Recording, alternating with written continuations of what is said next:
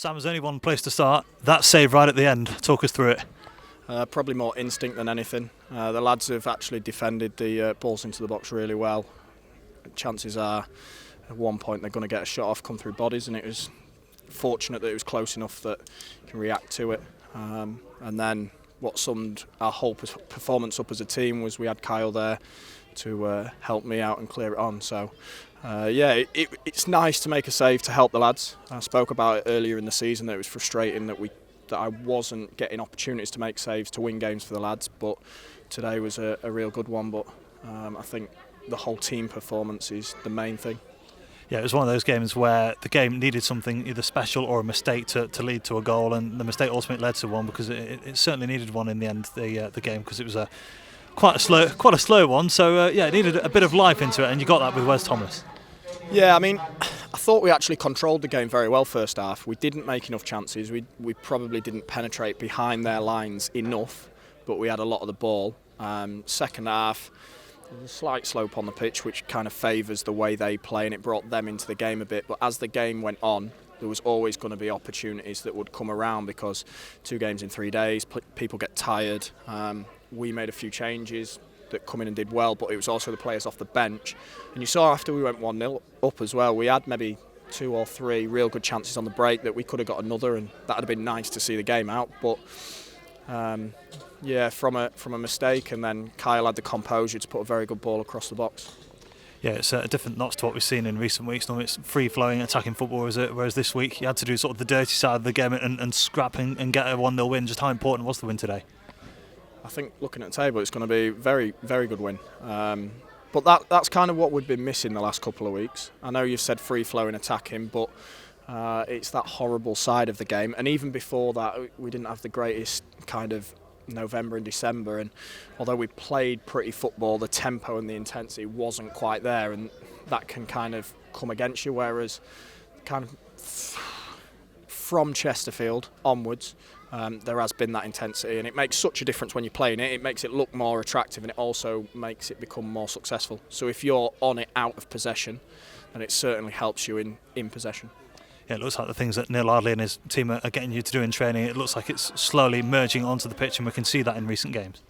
Yeah, there's plenty of patterns there that we work on the training ground. I think the other side of it is just having that little bit of spontaneity and that little bit of magic in the final third, and like a lack of fear.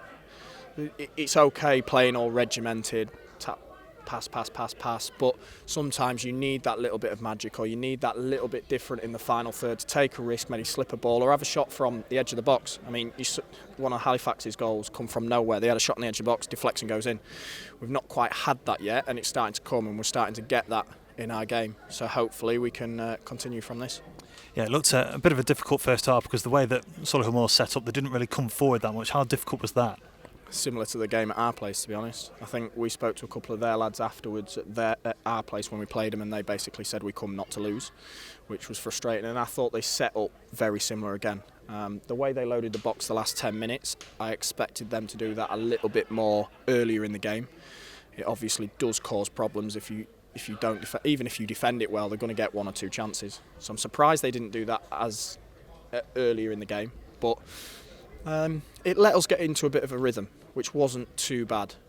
Sometimes if you want to play possession football and build from the back, if they're on the press from the start, it can be a bit frantic, whereas we were allowed to build into the game, get some good phases of play into the game, switch the ball, and I think eventually throughout the game they look more tired than us, which maybe comes from the start of the game, moving them across the pitch, keeping them on the run.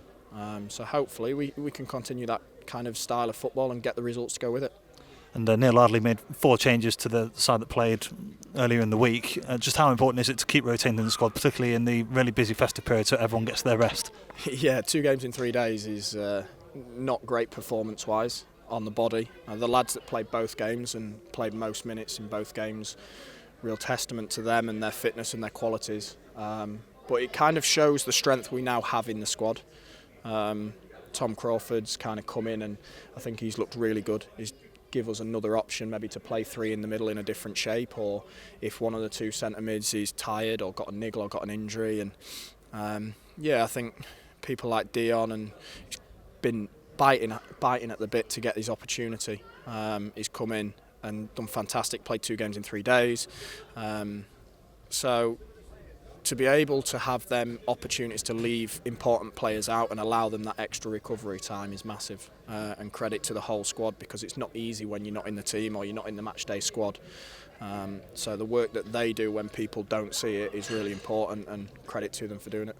Very finally, 3 wins in a row going into the new year, really getting some momentum behind you now. Yeah, I think I said when I first signed, if you can be there or thereabouts around Christmas and start to hit form going into the second half of the season, that is a massive thing. You'll see a lot of teams that started the season well, and then can they maintain it throughout the whole season? The 1 or 2 that do it will be the ones that are probably going up as first and second place, but the ones that then come into the playoffs in the second half because of the hit form, they give themselves a real good opportunity then going into the playoffs, or the last couple of weeks when things are a bit tight and a bit nervous, they've got form going into it. So it's nice that we can get this now and we can continue it going forward into the new year.